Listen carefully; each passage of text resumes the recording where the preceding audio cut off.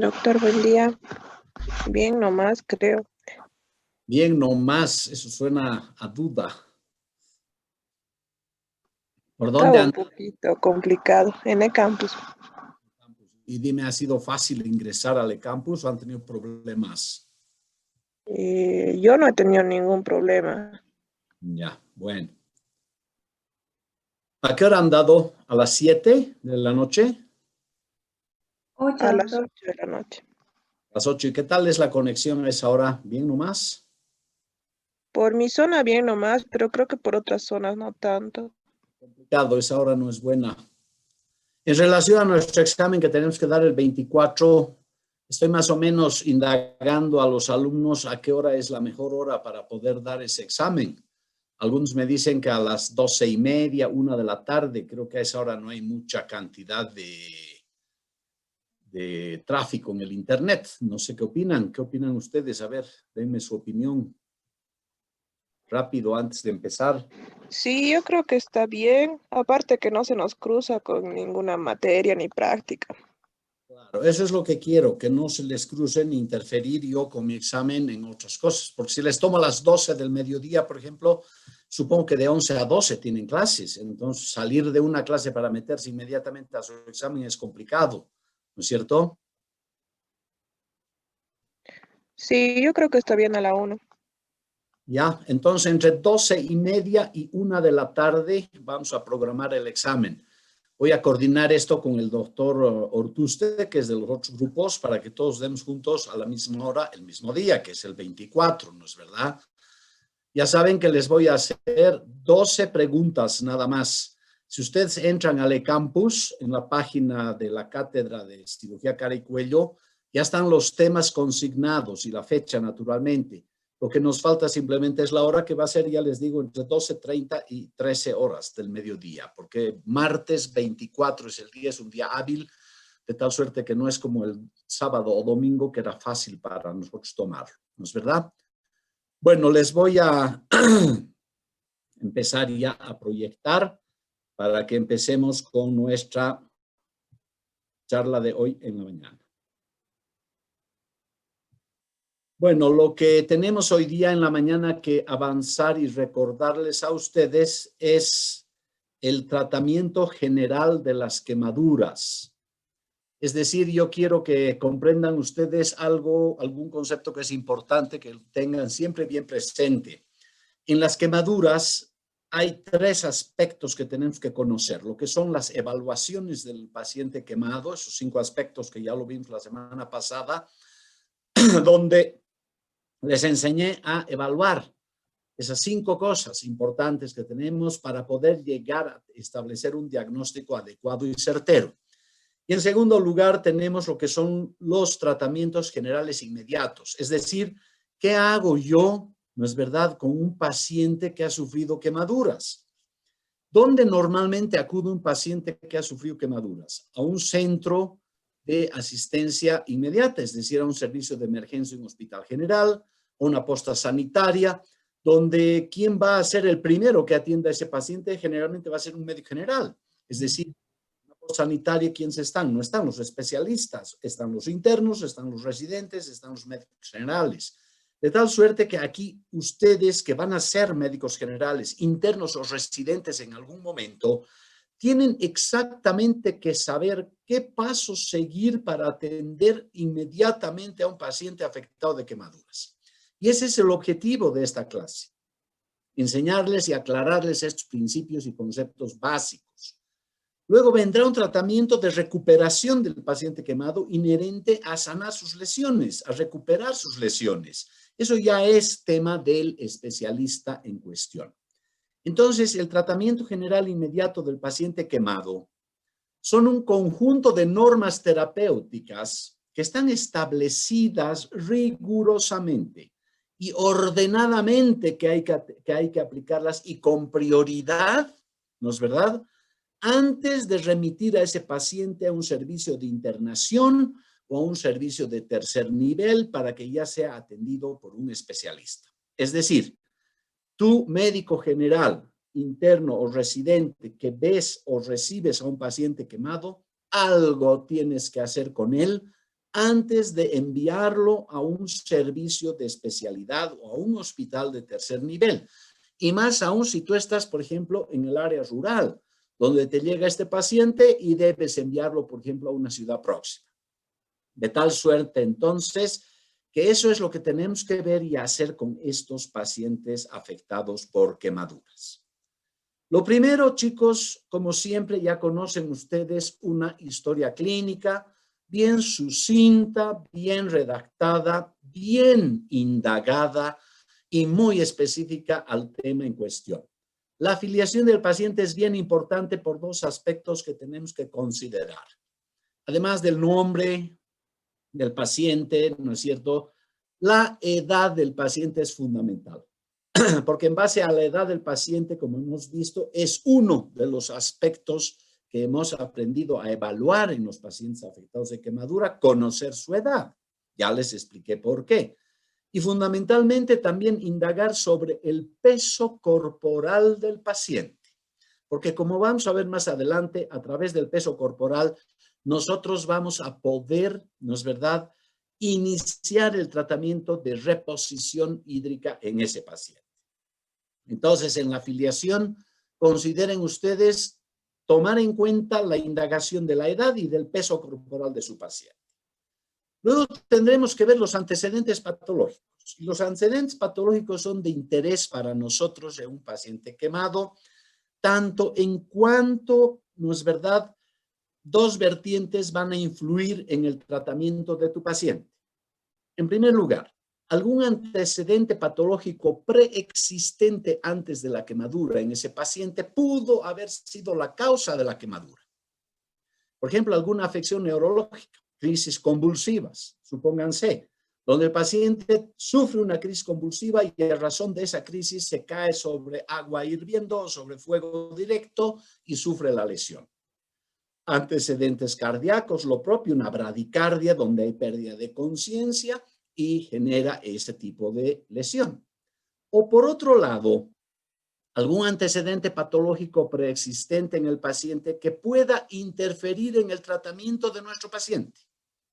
Por ejemplo, un paciente que sea diabético, un paciente que sea hipertenso, un paciente que tenga afecciones renales previas. Entonces, esas entidades, por ejemplo, esas entidades patológicas, por ejemplo, van a intercurrir y van a dificultar nuestro tratamiento del paciente quemado. Entonces, ven ustedes cuán importante es conocer los antecedentes patológicos de ese paciente. Luego tenemos que conocer sus hábitos. ¿Es un paciente alcohólico? ¿Es un paciente que fuma, gran fumador? ¿Es un paciente que consume algunos medicamentos, algunos psicotrópicos? ¿Qué hábitos tiene tu paciente que naturalmente también pueden influir en su tratamiento? Y finalmente, las circunstancias de su accidente, los antecedentes de su enfermedad actual. ¿Qué pasó para que se queme? ¿Con qué se quemó? ¿Cómo ocurrió su lesión? ¿No es verdad? Muchas veces nos hemos encontrado, y no es una cosa rara, de que no es un accidente, sino simplemente es una agresión física la que ha sufrido y alguien le ha provocado esas lesiones. Entonces, el conocer estos detalles en el historial clínico, en el interrogatorio de tu paciente es clave, es fundamental. Aquí en esta diapositiva les presento lo que es el protocolo que estamos usando actualmente de lo que debemos hacer con ese paciente quemado en su tratamiento general inmediato. Fíjense ustedes que en la columna de la izquierda de la pantalla tienen ustedes 6 pasos a seguir. Esos 6 pasos son cruciales. Y luego a la derecha tienen 5 pasos que también hay que hacerlos, pero que no son tan importantes y que pueden diferirse algún momento, algún tiempo. Empecemos, ya dijimos, la valoración. La valoración de la quemadura nos permite establecer un diagnóstico adecuado con esos 5 aspectos que la clase pasada habíamos visto. Es decir, dónde está localizada la quemadura, su localización, con qué se ha quemado el agente causal, qué extensión tiene la quemadura, qué profundidad tiene la quemadura y qué edad tiene el paciente. Entonces, si hemos evaluado esos 5 aspectos, ya podemos empezar con nuestro tratamiento básico con la aplicación de vías. Y en la aplicación de vías les dije en algún momento, chicos, prioritariamente una vía venosa periférica o central. Periférica en cualquiera de los 4 miembros. Tengamos una buena vía que nos ha de permitir o nos vaya a permitir la administración de toda la medicación y de toda la cantidad de líquidos que tengamos que administrarle. Para eso sirve esa vía. Luego tendremos que verificar la permeabilidad de la vía aérea superior.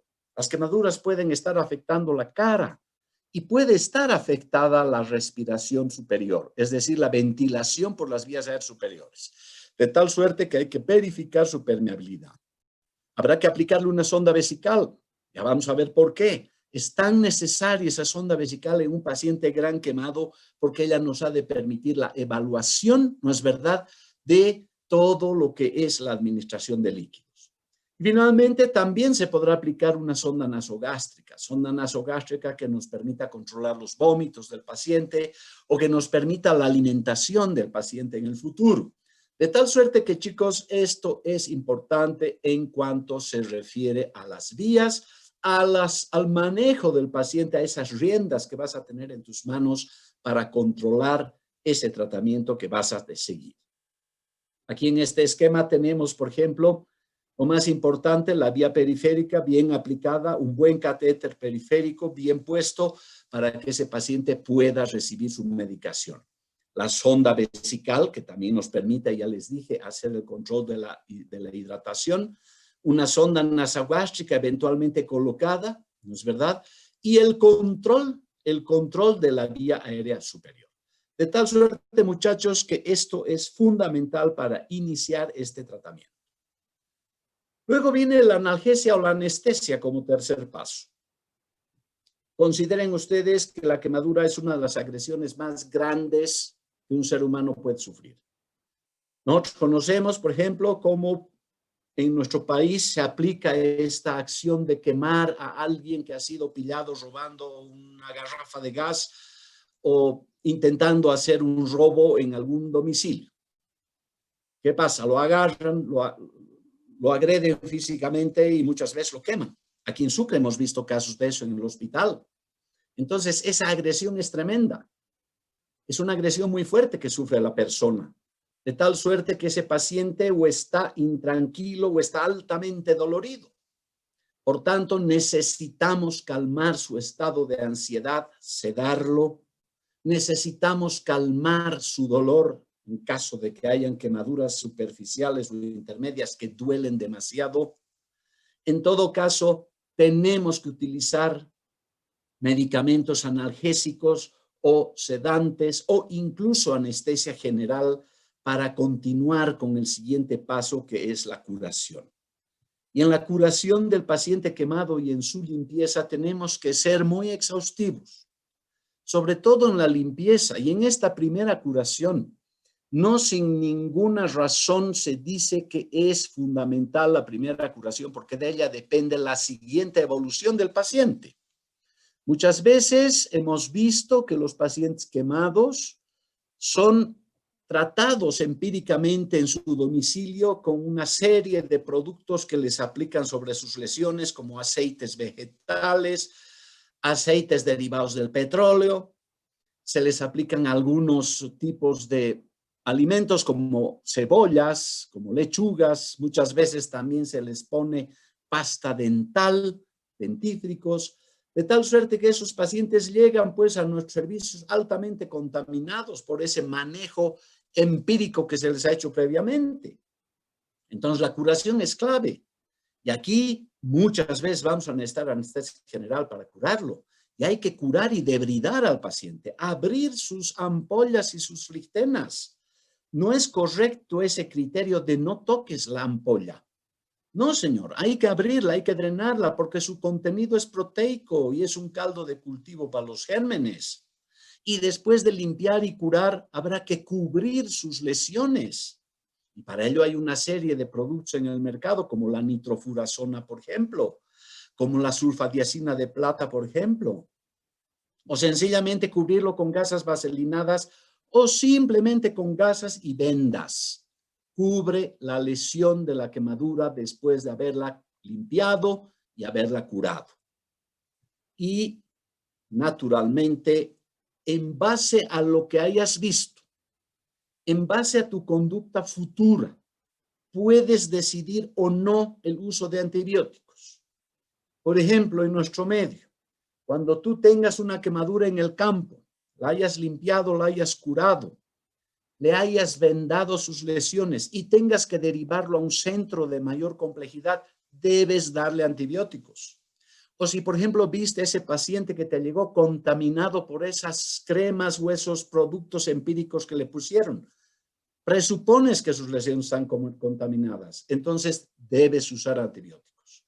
Los antibióticos que usamos son de amplio espectro. En mi criterio, la penicilina sódica sigue siendo un antibiótico de elección, siempre y cuando hayan condiciones, no hayan alergias, o la asociación con algún aminoglucósido, teniendo el cuidado de la vía renal, por supuesto. En fin, buscar antibióticos de amplio espectro que nos den una cobertura amplia para evitar, ¿no es verdad?, la contaminación o la complicación de la infección. Normalmente, si es que la quemadura ha llegado limpia, normalmente si el paciente llega a un servicio de emergencias donde tienes la oportunidad de hacer una buena limpieza y curación, tal vez no es necesario de inicio empezar con antibióticos. Algunos propugnan, por ejemplo, el uso de los antibióticos a partir del cuarto o quinto día después de su lesión. Luego viene quizá el paso crucial y más importante, que es la reposición de líquidos. Ya les dije alguna vez, y de acuerdo al análisis que hicimos sobre la definición de la quemadura, les dije que es una lesión en que se destruye la piel del paciente. La piel es un órgano protector que nos protege al medio interno, ese medio interno de Claude Bernard, que lo describió con 3 compartimentos, ¿no es verdad?, intracelular, intersticial e intravascular. Al perderse la piel se desequilibra. Empiezan a fugar los líquidos y electrolitos para evaporación hacia el exterior. Entonces hay pérdida de agua. ¿Qué es lo que tú tienes que hacer? Reponer esas pérdidas. Y para ello existen, muchachos, muchas fórmulas. Ustedes, creo yo, deben manejarse con una. Y en mi criterio, la que manejamos actualmente es la de Parkland. Parkland es el nombre de un hospital en Dallas, en los Estados Unidos, donde un grupo de médicos generó esta fórmula de reposición hídrica. Estos caballeros hicieron 3 preguntas. ¿Cuánto le damos de líquidos a un paciente quemado? ¿Cómo se los damos? ¿Y qué líquidos le vamos a dar? Entonces, si tú te respondes a estas 3 preguntas, básicamente estás reponiendo los líquidos que tanto necesita tu paciente. ¿En el cuánto le vamos a dar? Estos caballeros que idearon esta fórmula, ¿no es verdad?, consideraron que multiplicando la superficie corporal afectada del paciente, esa extensión de la quemadura que valoramos en esos 5 aspectos que les enseñé en la clase pasada, multiplicas por el peso corporal del paciente que obtuviste en tu indagatoria de la afiliación al inicio de tu historia clínica, y todo por una constante 4. Entonces, si multiplicas la superficie corporal afectada o extensión de la quemadura por el peso corporal del paciente y por esta constante 4, vas a obtener un resultado que está expresado en centímetros cúbicos o mililitros por día. Ese es el volumen de líquidos que debes administrarle a tu paciente en las primeras 24 horas que tienes a tu paciente a tu cargo. Ahora bien, aquí en Parkland, atiéndanme bien lo que les digo. En la fórmula de Parkland deben ustedes considerar un límite en esta primera parte del valor de la cantidad de reposición. Y ese límite está expresado en la superficie corporal quemada. Cualquier paciente quemado con más del 50% de afectación de su superficie corporal, debes colocar acá el valor 50 como máximo. ¿Eso qué significa? Que si tu paciente tiene, por ejemplo, 60% de superficie corporal quemada, No puedes reemplazar aquí ese valor 60, aunque tú hayas medido 60. Como máximo debes poner 50, no más de eso. Es decir, cualquier valor que supere al 50% de afectación de quemadura en tu cuerpo, aquí en el reemplazo de la fórmula de Parkland, como máximo 50. Esa limitante tiene. Por ejemplo, si ese paciente se ha quemado en un 40% de su superficie corporal, pondrás 40. Pero si se quemó en 60, 70 u 80%, aquí pones exclusivamente como máximo 50. De tal suerte que si haces un ejercicio, podremos decir, un paciente que se ha quemado en el 30% de su superficie corporal, que pese 60 kilos de peso, 30 por 60 son 1.800. A eso le multiplicas por 4, estamos hablando de más o menos 7.200 centímetros cúbicos por día. Entonces, ese paciente que se quemó, supónganse ustedes, en un 30%, que pese 60 kilos, por 4 la constante, nos da más o menos 7.200 a 8.000 centímetros cúbicos por día de reposición hídrica. Luego viene la siguiente pregunta, el cómo se lo damos.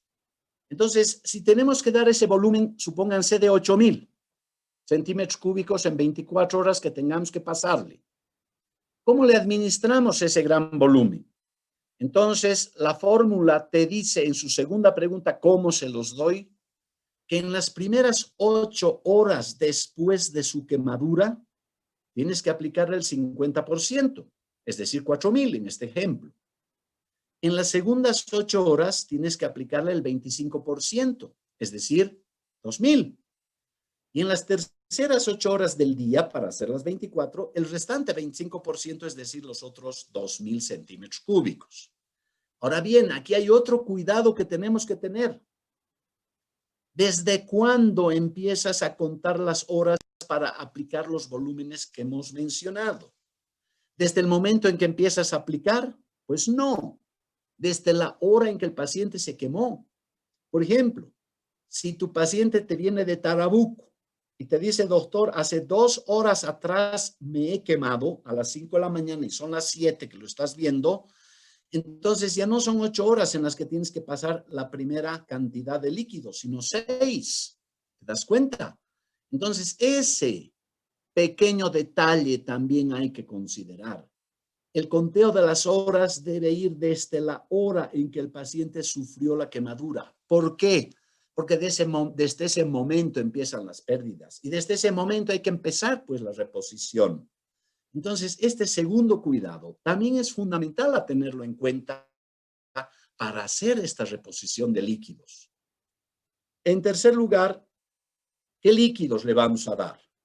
Normalmente tenemos para administrar líquidos tipo cristaloides, es decir, los líquidos que contienen grandes cantidades de electrolitos, el Ringer normal, el Ringer lactato, líquidos que tengan energéticos como la glucosa, la lebulosa o sencillamente el agua, la solución fisiológica. Coloides también puedes dar. Sin embargo, los coloides no son muy utilizados si es que tu paciente no ha perdido volúmenes por pérdida sanguínea. ¿No es verdad? Aquí no ha habido una pérdida sanguínea, simplemente se ha perdido el agua, la deshidratación del paciente por la pérdida de la piel y la evaporación de su agua es la que le está provocando y nos está dando la necesidad de la reposición. Por tanto, coloides normalmente no usamos. Entonces, esos 8.000 que hemos calculado para 24 horas, pues tendremos que distribuirlos entre cristaloides, entre soluciones glucosadas, por ejemplo, o soluciones fisiológicas.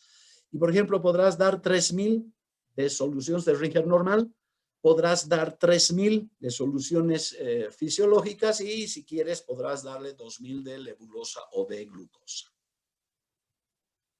Bueno, toda esta reposición, muchachos, está calculada para el primer día. ¿Qué hacemos con la reposición hídrica de los siguientes días? Allá la cosa varía un poco porque ya vamos a tener algunos elementos clínicos importantes para definir qué tipo de líquidos y qué volúmenes darle. Vamos a tener seguramente resultados de laboratorio donde vamos a ver que se tienen que pedir gases en sangre, hay que pedir electrolitos y veremos cómo están esos resultados para poder, según eso, modificar nuestro manejo hídrico. Y también tendremos, por ejemplo, la sonda vesical nos permitirá en 24 horas medir las pérdidas de líquidos, de tal suerte que veremos, por ejemplo, qué diuresis ha tenido el paciente en las primeras 24 horas, si esa diuresis está dentro de los límites normales o no, para según eso también modificar nuestro tratamiento de reposición. Ya en una segunda etapa, la segunda parte del tratamiento general inmediato empieza con la vacuna antitetánica. La quemadura es una lesión que te produce una pérdida de los tegumentos cutáneos. Entonces hay que darle vacuna antitetánica, hay que usar. Y yo propugno esta que es de la Casa Berna. Hay otras fórmulas de administración de la vacuna antitetánica. Ojo, no estoy hablando del toxodio, estoy hablando de la vacuna. Entonces, la primera dosis hay que aplicarla en el momento del accidente u horas después. La segunda dosis 6 semanas después de la primera. Y la tercera dosis 6 meses después de la primera dosis. Esta fórmula de aplicación de vacuna antitetánica es la que te propugna la Casa Berna, me parece la más adecuada, la más simple de manejar. El Ministerio de Salud Pública te administra 5 dosis. También puedes usar esas otras formas de control del tétanos a través de sus vacunas. Protección gástrica hay que darle al paciente. La quemadura, dijimos, es una lesión altamente agresiva que genera gran ansiedad, gran estado emocional del paciente, estrés. Por tanto, una de las grandes complicaciones que vamos a tener con nuestro paciente son las llamadas úlceras de Curling. Úlceras de Curling que consisten en la presencia de lesiones gástricas a nivel de la mucosa digestiva o duodenal que naturalmente nos complican a nuestro paciente. Y para ello tenemos que proteger esa mucosa a través de protectores gástricos, por ejemplo, la ranitidina. 50 miligramos por vía intravenosa cada 8 horas o 150 miligramos cada 12 horas si le das por vía oral. El omeprazol, que lo puedes administrar por vía oral 20 a 40 miligramos por día o en ampollas 40 miligramos por vía intravenosa. Si no tienes estos protectores gástricos, puedes usar antiácidos o puedes usar leche fría, alguna sustancia alcalina que te prevenga la acidez de la mucosa digestiva. Nosotros preferimos el uso del omeprazol porque es el que más nos controla las bombas de protones. Es decir, todas las vías de las bombas de protones son manejadas muy bien por el omeprazol, de tal suerte que es de nuestra elección. La dieta es fundamental considerarla. En los grandes quemados, chicos, cuando la lesión sobrepasa el 20% de extensión de la quemadura, dieta cero durante las primeras 72 horas. Los 3 primeros días, ese gran quemado no puede recibir líquidos ni sólidos por vía digestiva. ¿Por qué? Porque hay intolerancia, hay irritación gástrica y vas a generar vómitos. Los vómitos te van a condicionar a mayores pérdidas de líquidos y electrolitos. De tal suerte que en los grandes quemados preferimos mantener la vía digestiva en reposo durante 72 horas. Posteriormente, estabilizado tu paciente, ya puedes empezar con una dieta blanda a partir del tercer día, o si no es grande tu quemadura y ves que no hay mucho estrés en tu paciente, a lo mejor antes, darle líquidos abundantes por vía oral, que van a permitirte sustituir los líquidos que estás dando por vía parenteral. Porque una buena vía de administración de líquidos para reemplazar las pérdidas hídricas es la vía oral. De tal suerte entonces que la vía parenteral puede ser reemplazada en parte por la administración de líquidos orales. Luego tenemos que controlar los signos vitales de tu paciente. Temperatura, frecuencia cardíaca, pulso, presión arterial, presión venosa, diuresis. Normalmente el control de la diuresis lo hacemos por turnos, por 24 horas o cada 8 horas. Y han de ser estos signos clínicos los que te van a dar las alertas, ¿no es verdad?, para avisarte que algo puede estar andando mal. Por ejemplo, una alza térmica, por ejemplo, un aumento de tu frecuencia cardíaca, una falla en el pulso, ¿no es verdad?, o la baja de presión arterial, de tal suerte que son datos clínicos que vas a tener que considerar para hacer el control de la evolución de tu paciente. Finalmente, los laboratorios. Ese primer día, ¿qué vas a pedir en tu paciente? Pues un hemograma completo, un proteinograma, un coagulograma. En la química sanguínea buscarás el control, por ejemplo, de la glicemia, de la urea, de la creatinina, las transaminasas para ver esa función hepática. Medirás los electrolitos en sangre, solicitarás gases en sangre y un examen general de orina. Entonces verás tú que estos datos laboratoriales que te van a llegar al segundo día de tu manejo del paciente, ya te van a orientar sobre todo el manejo hídrico o hidroterápico que estás haciendo con él. De tal suerte que es fundamental solicitar estos valores, estas valoraciones laboratoriales, y que deberás actualizarlas pues cada 10 días más o menos. Entonces consideren ustedes lo enormemente caro que resulta el manejo de uno de estos pacientes. Les vuelvo a mostrar esta placa y vean ustedes en letras amarillas a la izquierda de su pantalla los 6 pasos que no puedes dejar de hacer si atiendes a un paciente quemado. Sobre todo la hidratación. Ese paciente que has recibido haciendo tu rotación de campo en provincias, que lo has curado, lo has limpiado, le has dado antibióticos, le has dado analgésicos, le has puesto el inicio de su hidratación y me lo has mandado a la ciudad, le estás haciendo un gran favor, le estás salvando la vida. Esto mínimamente, lo que aquí está expresado en letras amarillas, es lo que debes hacer y no puedes dejar de hacer. Más por el contrario, las otras o los otros 5 pasos que restan, que están a la derecha y en letras rojas, no son vitales. Puedes posponerlos. En algún momento, al día siguiente, podrás ya empezar a hacerlos. Pero estos de acá, los de la izquierda, están destinados a salvar la vida. Ustedes me dirán, ¿para qué hacemos tanta cosa? Para evitar este tipo de secuelas. Este pobre niño, por ejemplo, que seguramente ha sufrido infecciones en sus quemaduras por un mal manejo, acaba con estas tremendas secuelas muy difíciles de tratar. O por ejemplo, esta mano que ha sufrido una gran quemadura y que no tiene esa posibilidad de haber sido tratado adecuadamente, nos deja tremendas secuelas hipofuncionantes. No queremos un niño como este, sufrido, lesionado, mutilado, diremos. Necesitamos niños felices como esta chiquita de acá y para eso tenemos que aprender a manejar bastante bien el manejo del tratamiento general inmediato.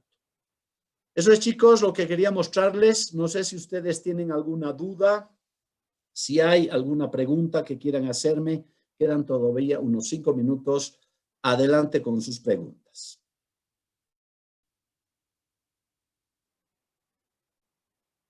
Bueno, si no hay dudas ni hay preguntas, les agradezco por su presencia, que tengan un buen día. Y tan solamente decirles que la siguiente semana vamos a continuar con nuestras clases de repaso. Y antes de que se vayan, chicos, la próxima semana empieza la segunda rotación del grupo 9. ¿Quién de ustedes está en el grupo 9 que empieza prácticas de su segunda rotación conmigo la próxima semana? No ha entrado Rocha, Gisela Rocha, que es la que organizó el grupo. No sé si alguno de ustedes puede contactarse con ella y decirle, por favor, que me incluya en el WhatsApp del grupo 9 de prácticas, porque se me ha borrado, lamentablemente, de mi teléfono. Y Gisela era la administradora del grupo 9 de prácticas. Entonces, por favor, si alguno de ustedes tiene el teléfono de ella, contáctese con Gisela, que por favor me incluya en el grupo de WhatsApp número 9 de prácticas para que les mande los links de las conexiones de la siguiente semana. ¿De acuerdo? Está bien, doctor. Chicas, chicos, que les vaya bien. Suerte. Buen día. Hasta luego. Doctor. Hasta luego, doctor.